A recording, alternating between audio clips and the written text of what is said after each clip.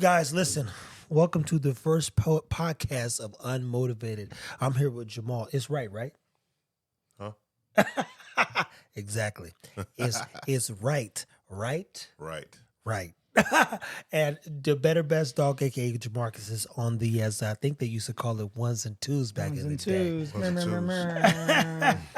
So here's the thing. One of the objectives of this particular podcast is to highlight businesses, friends we know, and just walk you through the fun and fucked up shit that we've been through. And if ever you've lived this life, there's nothing worse than living life. So what does that mean? Jamahl, tell them real quick who you are, where you come from, and even more importantly, what to look forward to. Oh, man. So much to say. All right, well, Jamahl. My name is Jamahl. From New York City. Raised in Queens in the Bronx.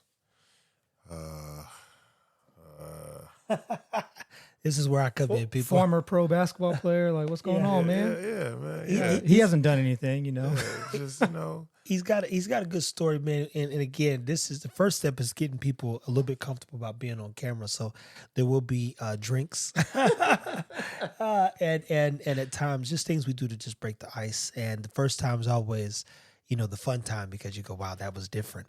And I think he'll enjoy when he goes back and listens and says, wow, that wasn't as bad as I thought. Yeah, man. We paint a little picture.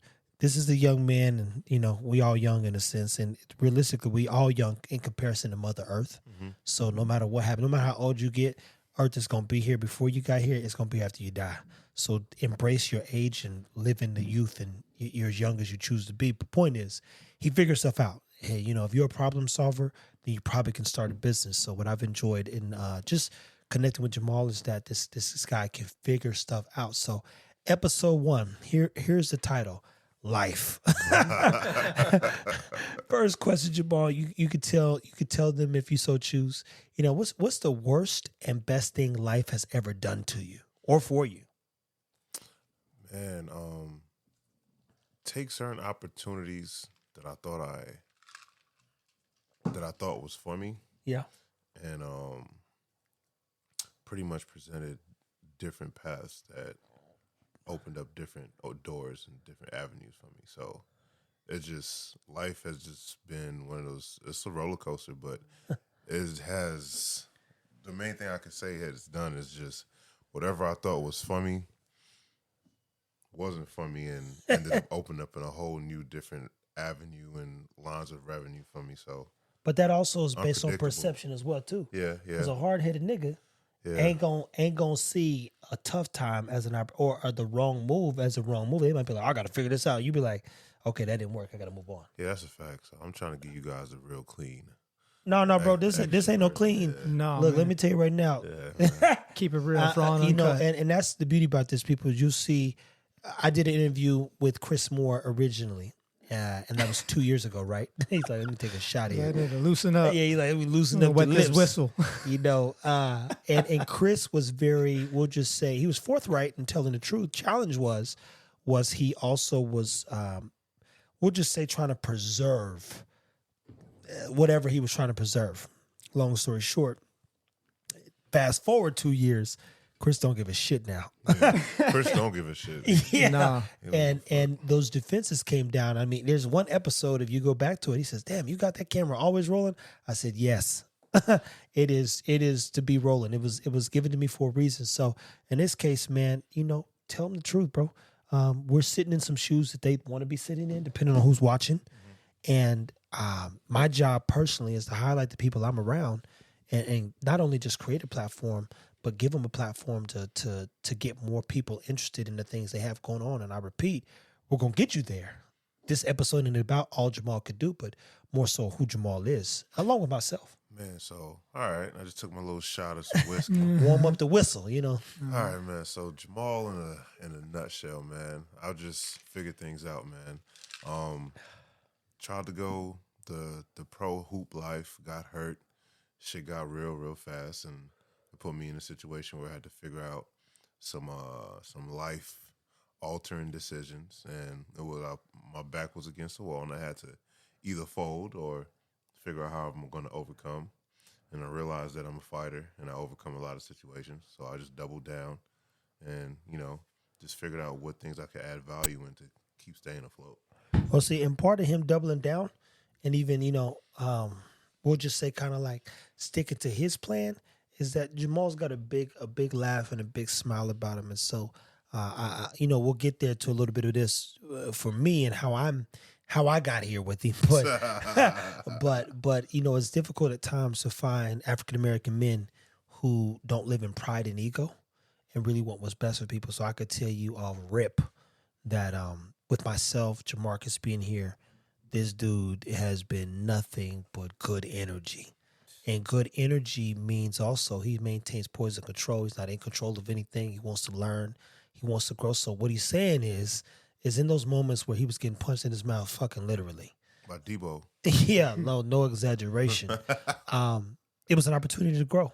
And there's two ways to look at life. You either embrace the darkness. So mind you, if you get into enough fights, you're like, I got to be the bad guy now. So you take on that persona, and you might not never be able to shake that just energy, right? Or you say, you know what? I don't want to fight the rest of my life. Not like this. Not like this. And having his son, who's a good young man, you go, I got to be here for him too. And you hear people say it a lot of times, but he's one of those rare cases where he has full custody of his boy. And that doesn't happen often, people. You know that. So he can't afford, literally, to make a mistake or do something that puts his son in a position where he's no longer in his life. So when he's telling you this stuff, look, I'm going to come in and clean it up. And eventually he'll find a way to like get you from A to B. But I understand his plight too, because the world is it's an evil world we live in. and some people can be concerned with, perception and reality and, the comments and the noise, but none of y'all can, when I say this, I don't mean it respectfully, but it's like none of y'all can do no more damage than life done to me.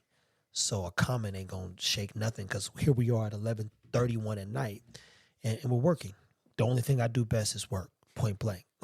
That's what I'm going to die doing. Is probably like I'm gonna have a stroke, but I was working at the end of the day, and on shit that I believe in more than anything.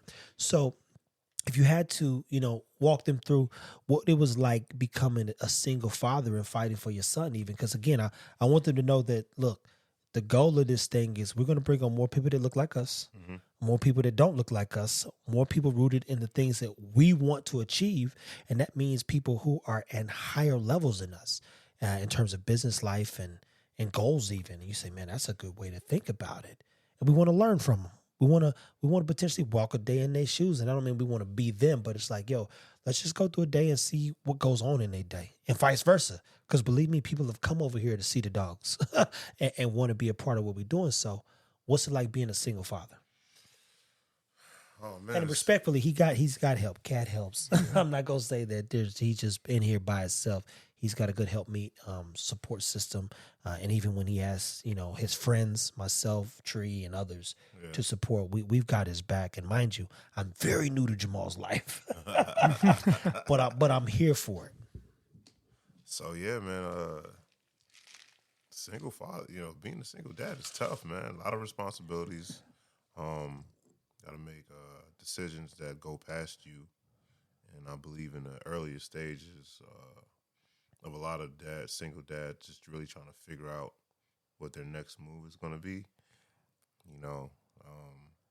It puts you in a situation where you just got to mature fast. And sometimes we're at that stage where we're still trying to figure out what we need so we could be able to be in the situation to be able to take care of the kid or be of any be really effective. You know what I'm saying? So is being a single dad, a single father, even though this comment could be probably taking us out of pocket, man. People don't think about it, but it could be as tough as being a single mom, you know what I mean? Because a single mom, right, it is. You know what I mean? But they think that the man is supposed to have all the ducks in a row, and it's not like that, especially when you're caught up in trying to figure out what your walk is. You know what I'm saying? So it's been tough, man. There's been a lot of situations where I had to double down, dig deep, try to figure out the person that I am and what I'm trying to become. And then, really got caught up in that word legacy. and what you could leave behind. And then, going through that situation, you got to figure out where you came from. You know what I'm saying? So a lot of situations causes you to go back and just ask more questions, remember more memories to try to figure out how you could, play chess accordingly to make sure your son or your daughter is good moving forward. So being a single dad is fucking tough. But, with the right environment, the right people around, it makes it all that much the better.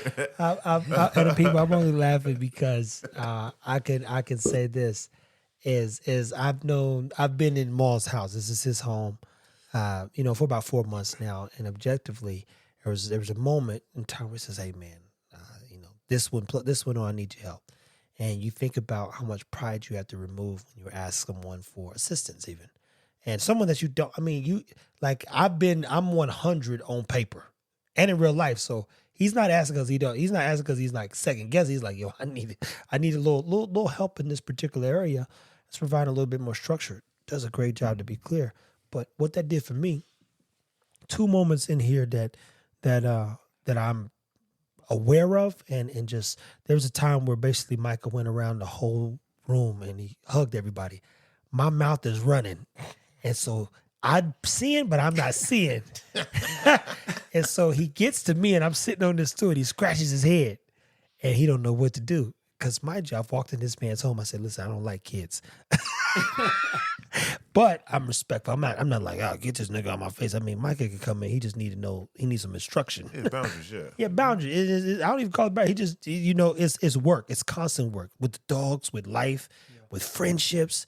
The hardest part about a relationship is that it's going to grow. And let me paint a very vivid picture. Your kid at 2 years old is a different kid at 8 years old, 10 years old, 12, 15, 19, 20, 30.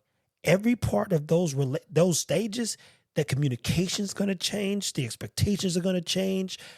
Everything's going to change. Well, guess what? Just like in real life, if you choose somebody, it's the same thing. Mm-hmm. We're all going to grow, and how we look at things is going to improve, change, or in some cases get worse. So in this case, I'm like, look, I've dealt with thousands of kids, no exaggeration. And I'm just like, I know how much work they take. So I applaud, Jamahl and any single parent. I couldn't do it because it is such a taxing task. I love actually being able to assist in moments where, one could be unsure. So 2 moments that have been impactful to me while I've been here with him and his son. One, him asking me to just spend some time with him and see if I could help get through a tough time that was going on. We're trying to figure out, where some stuff was derived from. The other is that one moment where he's going around and he's like hugging everybody, including Jemarcus just hugged him, literally, before we started this. And he's like, yo, just pound him, bro. He got to me and he scratches his head. And I'm still tuning, scratching his head. And I'm tuning him out because I'm like, in my mind, I'm like, I know this kid ain't gonna hug me. But he still comes around and just looks. I guess just look at you like, what do I do here? Go to bed. But point is I didn't give him no hug, to be clear, but I did give him a pound, which is mad respectful. But at the same time, I said, man, how old is your son? He's 8. Mm-hmm. This 8-year-old kid knows something that I'll never know. And that's to know love, care, consideration at 8 years old. I didn't have that. So I don't get it personally. So for one, he's got to be doing a good job because I couldn't think of a moment. And matter of fact, I'll be as raw as this. My mom's here visiting. I don't like my mom. That's the truth. We don't get along. And when I just left seeing my mom the other night, you'll never hear my mom say, I love you. She didn't say it. I'm 35 years old. It didn't come out of her mouth. It'll never come out of her mouth because it ain't true. So I repeat, from a mother to a father standpoint, I can't remember my dad saying it. At 8 years old, I had no clue what Micah's feeling. I had no clue. So for me, it was a surreal moment because you go to my buddy Maul, but even more importantly, I'm glad that young man is on the right path emotionally. Yeah. Shit, yeah. To say the least, which means there's a big growth. Maul, what's something else that you want them to know about you? Then we're going to get to Jemarcus, people. You guys kind of know him, but we're gonna do a little diving. But what's something else that you want them to know, man? Again, dude's got offer credit. He's got real estate friends. He's got, we'll talk about the instrument guy at one point. What is an instrument? And I ain't talking about the trombone. No.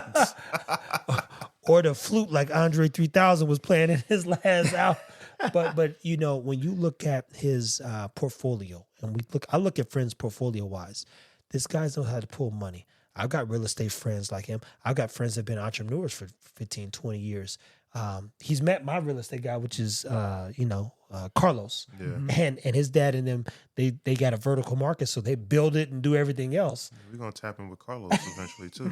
Yeah. And so you look at the line. We've got collectively a good group of associates and friends that we can do business with, learn from, and grow with. But what's something else that you want them to know about you as we continue to progress through episode 1, and we're going to get to 100 at least? Yeah, I don't know, man. Episode 1, man, is as we do more episodes, I'll probably get more comfortable and get in my bag, man. But it means you need to take another shot. Is it shot o'clock? What time is it? Shot o'clock. I think it's shot o'clock, man. What's going on, bro? Got to keep loosening up. I'm just a person, man. I'm really solution based, man. So it's like I'm gonna always try to figure it out, no matter what kind of situation I'm in. Sometimes shit takes longer than expected, but how I am, man, I got like an elephant memory when it comes to certain things, man. I'm gonna try to figure it out. I'm gonna always double back, try to help who helped me, man. I'm just one of them type of people that, you know, relationships is not my best thing. I think it is though, man. Because I mean, it doesn't feel like it though. Because I'm just so used to just moving, man. That's your I'm superpower. You don't even realize it. This morning was another moment where, listen, I'm at the gym. I'm 0.7 in. You know, I move by myself, and I've moved that way. And I'm not gonna tell you it's good for a very long time. But you know, Maul shots me. He says, "Yo, I'm finna go for Craig's house. I don't know what to tell him about these microbials. You pull up." I'm like, if I had to just put like Craig, I would never invite nobody. I gotta be honest with you. Like, and it ain't because I'm preserving him. It's like I don't have the associates who'll be on that kind of time, you know, as far as how Craig thinks. So fast forward, he's got some very valuable people. Problem is we don't think enough of them at times because we have less valuable people around us. So imagine when 5 valuable people walk into the same room, and then those 5 people know 5 more. Now you're in a room, let's just put it like this, with 25 valuable people, no losers. That changes things. So the relationships he has are very scalable and sustainable because he keeps growing and vice versa. So when he brings me in, the only thing we ever have in life exchangeable are people. That's the truth. And if we don't know better people or people like us, you're probably losing, man, if we're being honest. And so I've maintained a good relationship. I haven't talked to Carla. If we look at my text there, probably like 2 months, 2 or 3 months since I seen it. If I text you right now and said, I need your help, they'd be like, yo, I could do it Thursday. Yeah. I could do it Friday. I could do it Saturday. He's never not been there whenever I've asked because foundationally, just like we ain't seen Rich in like almost 30 days, right? Yeah. The homie, yeah. But if I called the homie Rich, it was like that nigga will pull up. Because that's I only call a few people friends to say the least. So I think you are better at him than need be. Yeah. Jamahl tell you, he's also still growing, which we all are. We got to grow till we die. We just got to keep identifying what's really of value. And I think there's a struggle at times. Yeah.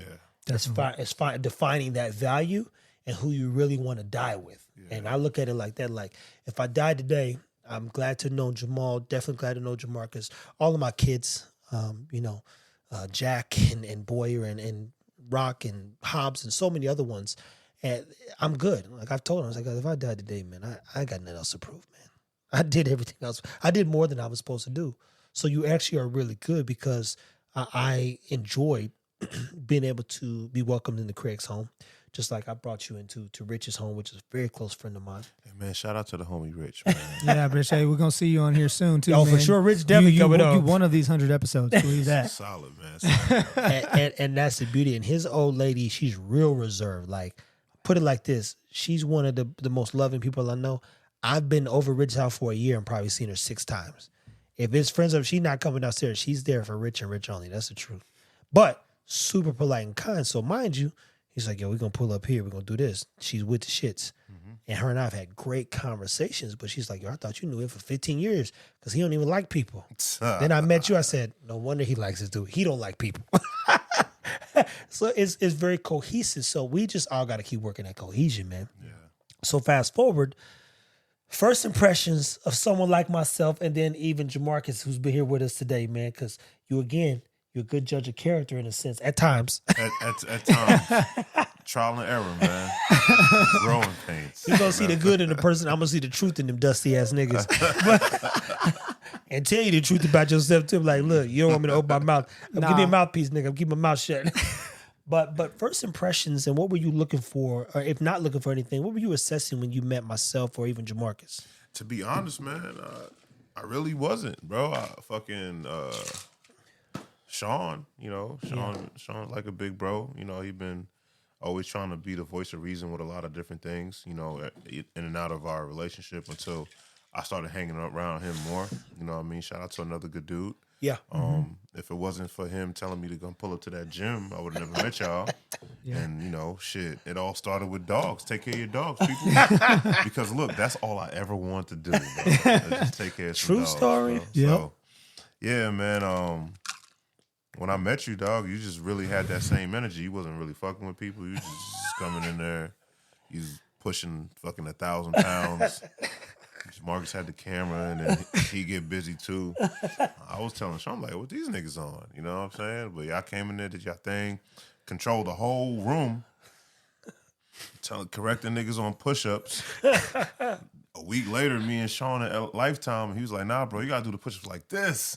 I was like, oh, I remember who told niggas to do the push-ups. You know what I'm saying? So I really never want none, bro. You know what I mean? And then, like, you know, I brought Dolce over because I seen y'all had the Frenchies and stuff. And I'm like, oh, he's really on that dog shit. And then, you know, Sean started getting more in depth about, you know, how you like one of them ones, you a real one. And then, you know, how you are with the workout space. Yeah. No one really fuck with your mom when it comes to that. And then you got some badass dogs. So I'm like, shit. I had tried to hop in a DM. I was like, oh, this nigga got mad followers. You know what I mean? Kept following and unfollowing, didn't recognize. So I told Sean, I'm like, yo, can I bring Dolce to the spot? So I really got in with him because I was trying to plot. You know what I'm saying? So I brought Dolce over. I brought my dog over, man, and thinking I had some heat, which she is heat in a sense. Yeah. You know what I'm saying? Brought her over, tried to check the temperature, you know, took some cool pictures with the baby and shit. Mm-hmm. He was interested as far as the features, but didn't really care for the dog. And then I followed up, but I was like, yo, if you ever have a litter, and that's how that whole situation started, because I wasn't ready for another puppy, but I was like, fuck it. You know what I'm saying? I like what he got going on. And then he just hit me. It was like, yo, he had a litter, and I was just like, I think I was consistent or trying to see what he had going on. He was, people. He was. Lola came up, and shit, I told him was history. He was getting the best dog, and she, by far, if I was looking at a dog that is as pretty as Zara, that bitch is it. Cha-Cha's a good-looking girl, look more like her dad, but I love a gorgeous dog personally, and Lola's got every one of Zara's. Gorgeous. Lord have mercy. And mind you, because he was consistent, I said, yo, I can keep this dog close. I think she's going to be the one. Yeah. I'm not going to bet on her, though. I'm going to put her in somebody's hands that'll care. Mm-hmm. And like he said, well, one, sometimes in life is about making a right investment. And long term, you say, I put it like this. There's a dude, I don't know his government name, but is Lucky Don on Cash App, where he was sending me money because he bought a dog, and he says, you know what? I really bought her because I want to say later in life, like, hey, remember us? Because it's like, I really like what you're doing, right? And I've let everybody know, if you buy a dog from me and you buy papers, it's your dog. We ain't never got to speak again.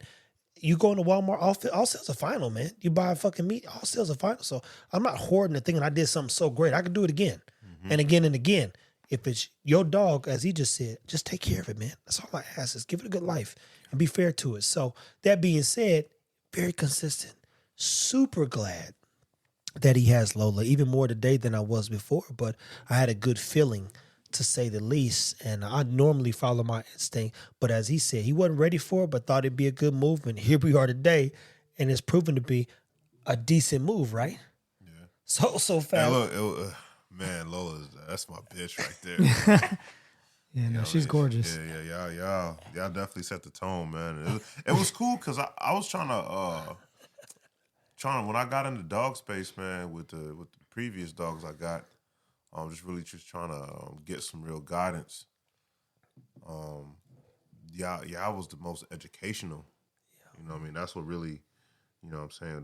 That's what really drew me into. And I feel like a lot of you stands and stuff like that stop y'all because of the education. That's it, bro. You was there. He saw it in real time.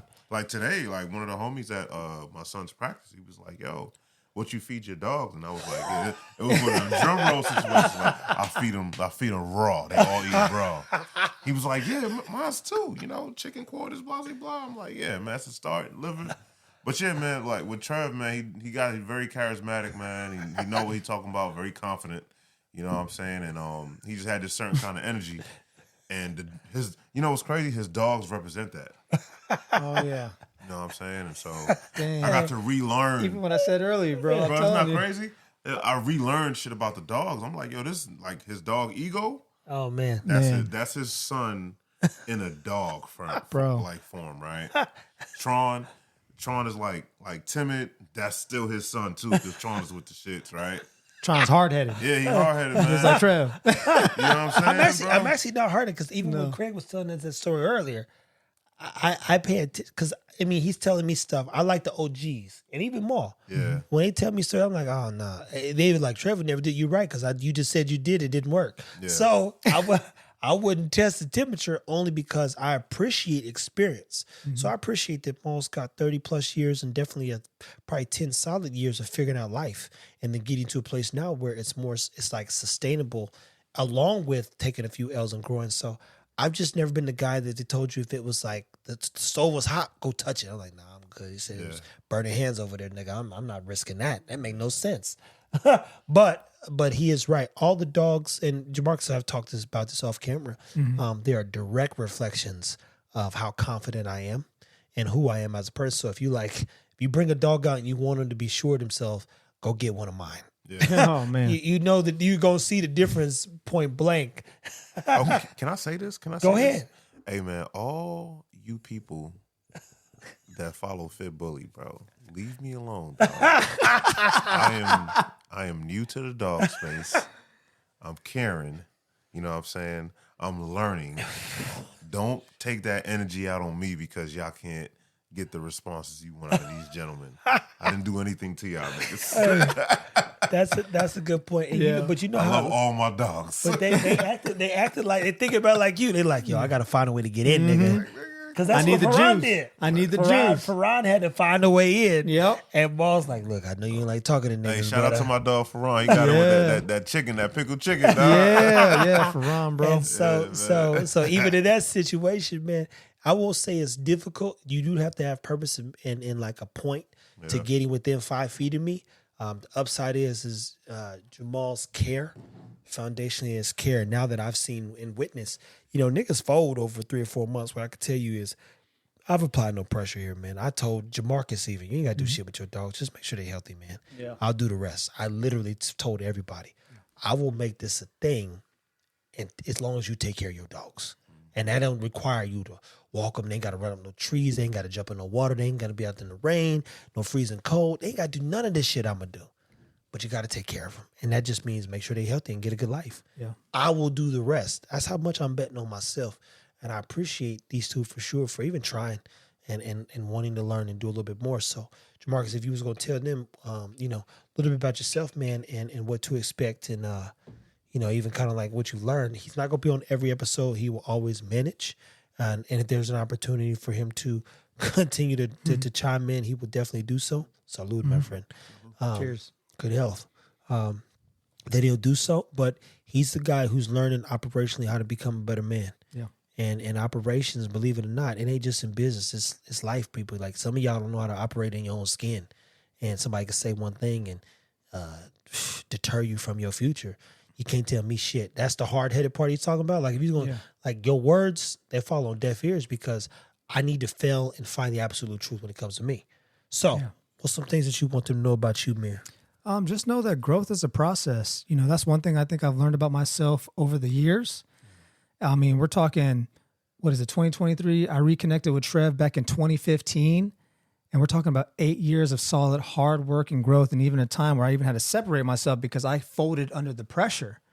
But then only to come back to find out that I needed that type of pressure in my life to keep me pushing forward to become a better person. And, when you think you have it figured out, you don't. Becoming a better person is a very difficult journey. And that's one thing that I've struggled with over the years. But as I've put myself around men like Jamahl, Trev, and other people, you start to learn like there's more to life than just all the BS that I was putting myself through back in the past. So, I also didn't know I was a dog man too. I didn't realize how much of a dog man I really was until I, got Nala, my first pup, and going down that road with her, and then turning around, you get a dog like Gia, and then you get a dog like Junior, and you have Maya around, and you get to start to work on all these dogs. That Nala taught me how to become a better person. Not only that, just a better father. And on top of that, be patient with yourself. Growth is a process. The dogs teach you how to better communicate, not only with the dogs, but even with yourself. That's the thing I think most people struggle with is communication. And I know I did and I know I still do. I'm still working on it. Yeah, communication is my evil twin, bro. Mm-hmm. I would tell you guys, you guys are both athletes. And I tell every athlete this that I've ever met. Wait. So you're not an athlete? Yeah, I was. But this is the thing that I learned. 225 for 20 reps in a set 5 times in a row. That's a warm-up. That's a warm-up, all right. But that's what I'm saying. As an athlete, they've got to learn this is what I learned is the coach is going to always hold you accountable, right? Mm-hmm. So if you in the wrong or right, he's going to pat you on the back and say, man, good shit, I appreciate you killing it. Then he's going to fucking correct your ass when you're wrong. Here's the thing. You can't get away from the coach. No. Because there's nothing louder than an action. So a result is evident in a game situation. You go, motherfucker, you've been missing 2 out of 3 practices a week. We played you 15 minutes. You had this many. I mean, it's like statistics 1-on-1. Yeah. So in this case, when you're looking at life, you say, I suck at communication. Some people just suck at dealing with the backlash of actually having to grow. Yeah. So in this case, I say, look, funniest coaches I ever worked with, he said, go on and face him. He said, you got to go. He said, don't ask me about basketball till you show up for T-Fit 5 days a week. He said, if you don't go see him, there's no money in the bank. There's nothing for me to count on. When we get into our 13th game, I need to know that you have the work ethic to compete. I don't need you to make every shot. I know that you're going to compete. And he's the reason. The reason why he's here is because we need to compete. And y'all some pussies, to say the least. So point is when you look at challenges with communication a lot of time, it's because sometimes people are concerned with the backlash, right? But the fact is life is a coach. And it's an ugly coach, to say the least. Problem is you can't get away from it. So whether you hold off today or you work till later, it's going to coach you one way or the other, good or bad. So if we just deal with the bullshit now, you get more pats on the back and claps than you get like, what the fuck were you thinking? Long term, to say the least. So that's my best advice if you lack in communication. Because most time it's just people like, oh, I don't want them to be disappointed in me. Look, that's life, man. Yeah. We're not gonna hit a home run every time. Hell, sometimes we ain't gonna get on base. No. But you gotta get up and swing. You got to, man, and every time you swing, hit or miss, you got a little bit better. And then if you go back and you introspectively look like, how do I improve? I tell people, you're gonna deal with me one way or the other. And the beauty about it is, if we do the work, I'm calm. If you tell me you fucked up, I'm calm. Not telling me nothing, me having to figure it out, now we have a problem. Now I got to figure out how to solve this issue of you lacking communication. And I could deal with you telling me I fucked up. Yeah. I literally, like Stan called, prime example, he'll be on here tomorrow. Second episode was Stan the dog man. He had to tell me the dog got accidentally pregnant. That's never a good thing, man. It's never a good thing, especially when we've done everything right up to this point. But I'm just like, yo, I can help you with it. Make sure she's good. I'll see you Thursday. And he couldn't believe it. But you tell me the truth, I can work with that. You start doing that sneaky thing, that's a no-go. Yep. That is a no-go, Houston. So at anywho, people, tonight you've met Jamahl, you met Jemarcus. You've pretty much don't know a lot about me, but if you've been watching, you know a lot about me because I just share everything as is. Yeah. Anything we missing, guys, because this is Welcome to Unmotivated. Let me be very clear. The reason why this is called Unmotivated, I'm super unmotivated, believe it or not. I think Jemarcus has learned how to be motivated, and even Jamahl and I have talked about it. None of us are truly motivated by money. He has access to a lot of money people. If he was worried about money, he probably could be worth $50 million right now. That's the truth. If I was motivated by it, I could still be working at a company where they were paying me $100 an hour and would have given me options to invest in properties and other things they were doing hospital-wise, et cetera. Like, I'd have been fine. Yeah. But it's not about the money. I like the opportunity to be challenged personally. So when we say unmotivated, hardest thing in life to do is find something you want to do to the day you die. So the question is, what are we going to do for the next 20 years? Hopefully we figure it out. Yep. Anything else we missing, guys? No, that's it right there. Guys, stay tuned. As always, take care of your dogs. Welcome to the UnMotivated Podcast. This wasn't an episode rooted in motivation, but over the first 5 to 10, you will learn about the people who will be in and out at times. Myself, Stan, definitely Jemarcus, always Jamahl, and a few others that we hope to get on soon and very soon. So stay tuned, people, and good luck. Oh, wait. Take care of your dog. And just do your best. There Do you your go. best. You heard it first.